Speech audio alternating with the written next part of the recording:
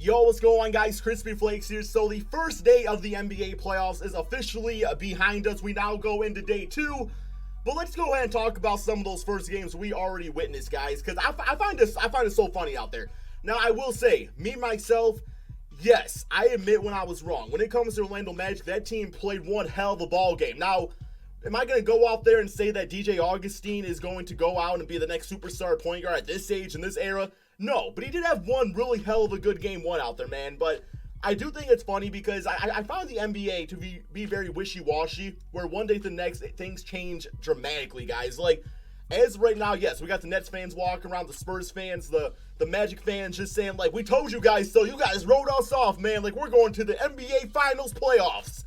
And I will say, man, like, me personally, when it comes to the Magic, yes, I did not exactly give this team the benefit of the doubt whatsoever, but DJ Augustin did prove me wrong. But yeah, so we are going to talk about all these games individually and just kind of give you guys my mindset. I want to hear from you guys in the comment section below. I want to just beat it into everybody's head, man. Remember, it's a 7-game series. It is not no bitch-ass March Madness. It's not March Madness, guys. So just, it's okay to root for your team, but just, it's the long game, man. It's the long game. So here is what my bracket's looking like, and yeah, it was not a very kind day to my bracket at all, because, like I was saying, I gave Orlando no chance. I had the Toronto Raptors sweeping 4-0. I forgot to put into account just how much of a scrub Kyle Lowry is in the NBA playoffs. Like, this guy just, oh my god, he's horrible. He's like Adam Morrison trying to play point guard or something, man, this era. I don't know what it is. Like, he is just straight up garbage in the playoffs. And I've said this before, and like Raptor fans always defend him, saying, oh no, man, it was DeMar DeRozan that always choked. Well, damn, the Spurs got themselves the victory.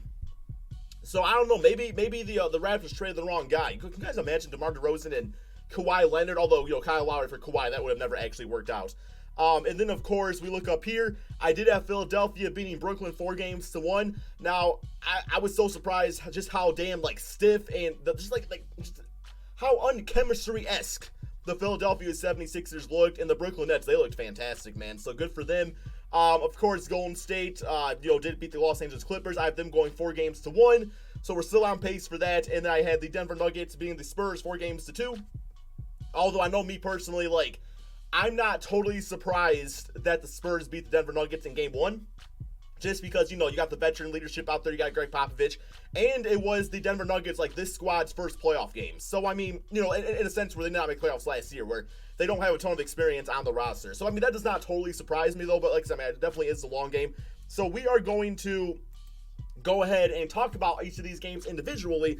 So, here we have the Golden State Warriors and Los Angeles Clippers. Not too much to say about this one, except Stephen Curry went absolutely insane, man. 38 points, 15 rebounds, 7 assists. 11 for 16 field goal and 8 for 12 from 3. Like, he was on his game. And yeah, man. And then, of course, Kevin Durant had a nice serviceable game out there. He ended up getting ejected. Him and Patrick Beverley did. Just because those two were really going at it. So that's going to be a fun matchup to watch for the rest of the series. Assuming it goes 4 or 5 games. Draymond Green actually had some nice score, man. 17 points out there. So he did everything. And I'll say, if Draymond's playing like this team is going to be impossible to beat, man. Because, like, Draymond's the one guy you can typically count on to not really provide the big scoring numbers. But 17 points, that's nothing to joke about. So he was ready to go. Klay Thompson, kind of a silent night. He did play some nice defense, so had the 3 blocks out there. So scoring-wise wasn't great. Didn't do a lot, as far as playmaking or rebounding. But he was fine. I mean, 12 points, that's all right. And then DeMarcus Cousins. So let's talk about Boogie for 1 second here, man. Okay, Boogie fouled out. Boogie did not have a great game. 4 for 12. It's his first playoff game with the Golden State Warriors. But I think people need to realize that when it comes to the Warriors, this team could win the championship without DeMarcus Cousins, and they know that. So they are not going to cater to him on offense going into the playoffs. Like, sure, during the regular season, let's have Boogie do his thing out there at times. But the fact of the matter is that Boogie is going to need to learn how to be a role player, guys. Plain and simple, man. He needs to learn how to be a role player. For this series, eventually when he gets a contract from another team, he can go out there and be Sacramento Kings Boogie. But this squad right here, if there is games where maybe like KD and Klay Thompson are both off, then maybe, yeah, you get the ball to DeMarcus a bit more, work on the inside. But he is not going to be written into the game plan as like a number 1 or number 2 scoring option anytime in any of these series. It's just how it's going to be. He will have his games, but I think we are probably going to see more of this Boogie than anything else. And I think that's what people were saying kind of about was like, is he going to be able to handle that? Because we all know he's very ego-oriented. So if he cares about winning, he won't mind it. But we'll see if later on DeMarcus Cousins gets extremely frustrated with his role with the team. And then for the Clippers, not a lot to say about this team, except, I think when it comes to the Clippers, I did say that their big thing was effort. That's how they got to the playoffs, was just, some nights, there's teams that just take nights off, but every single night the Clippers brought it. That's how they ended up, getting this far out there. But Montrez and Lou Williams, they had, about as good of a game as you can expect, assuming Lou Williams doesn't go off for 40 one night or something like that.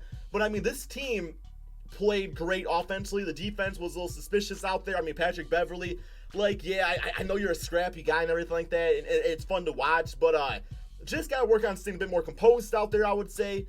And, yeah, not too much more to say about the Clippers. Just, they played a nice game, but the Warriors are just on that next level, and that's why I don't really give the Clippers a chance here. Next up, let's talk about... let's go over to the Eastern Conference. We are going to look at the Philadelphia 76ers and the Brooklyn Nets. So, yes, 76ers. Let me just say this too, man. Joel Embiid calling the cell phone with Amir Johnson. Stupidest shit you can do out there, man. Seriously, why is that phone even out? And I know Amir Johnson since then, I believe, has been fined for it. There was talks of suspension. I personally did not want to see a playoff game decided because somebody brought out a cell phone. I don't want to see that. It's just stupid. But, yeah, this game... Jimmy Butler did put the team on his back. Unfortunately, it was not enough. They ended up losing 111-102. Joel Embiid, the 22 and 15 and 4 with the 5 blocks looks nice on paper. But I will say it was more struggle than anything for him. I mean, he got to the free throw line a lot. Boban, of course, had good backup center game, I guess. But then you look at the real problem. That is the next 3 guys in the starting lineup: Ben Simmons, JJ Redick, and Tobias Harris. Tobias, you wanted to be an all-star this season. All-stars are made in the playoffs. That's my philosophy. All-stars, MVPs, legends are made in the NBA playoffs, and 41 minutes to have that stat line is absolutely insane. So let's just maybe draw it up to chemistry, I guess. Maybe they're still kind of bringing things together. Redick, I mean, he just has games like this. I mean, very next game he can go off and knock down, all of his three-point shots and everything's great.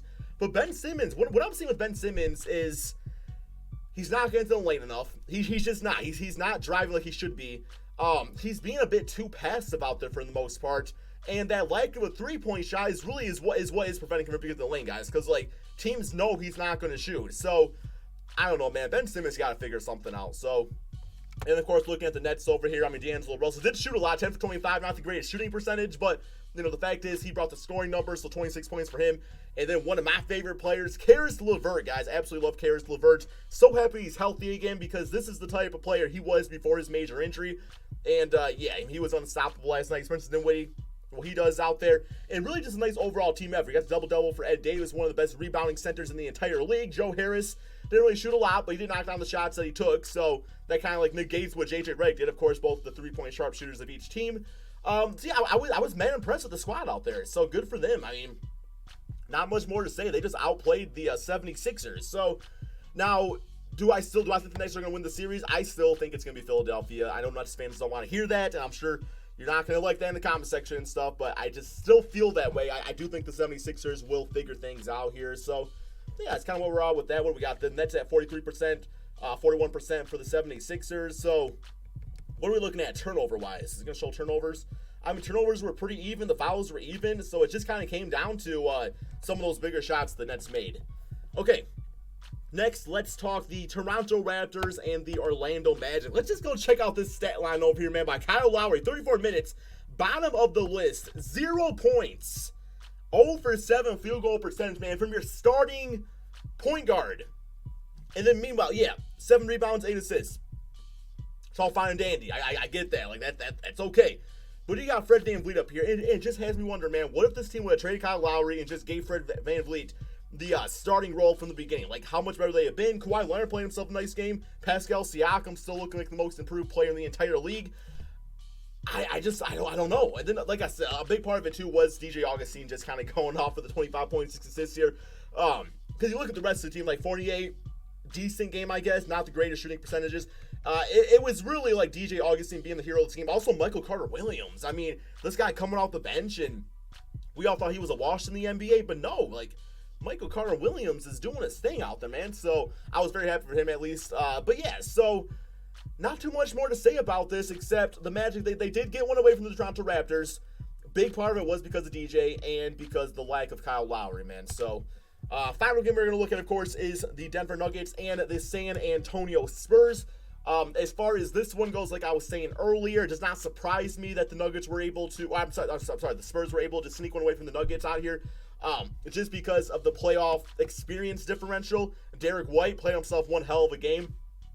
He's been a great replacement for the DeJounte Murray. And it almost has you thinking, like, are the Spurs going to kind of second guess giving the reins of this team to back to DeJounte, or maybe they go Derek White at this point? Like, you guys let me know that in the comment section below. But once again, it was overall a good team effort. The defense was fantastic, holding the Nuggets to 96 points. That ain't no joke. Look at the team comparison. They only shot 42% field goal percentage. Wasn't knocked down the three-point shots. And that's the thing, too. The Spurs won this game without shooting threes. Like, they are a mid-range, post-up, traditional style of offense, and that's just not what the Nuggets are.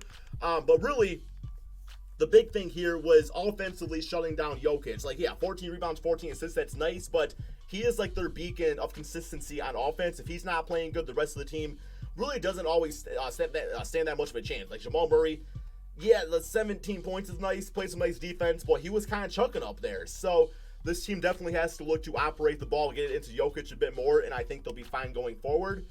But that is my thoughts on this, guys. So tomorrow I will have a review of today's games, which of course is day 2 of the NBA playoffs. If you guys do want to see some more of these videos, if you like these analyses, be sure to drop that like, subscribe to my channel, and let me know in the comment section below. And as always, give me your guys' thoughts in the comment section below, because of course I'm not going to be right about everything. Probably most things, actually, for being honest. But hope you guys all enjoyed. Thank you all so much for watching. Let's continue to enjoy these NBA playoffs.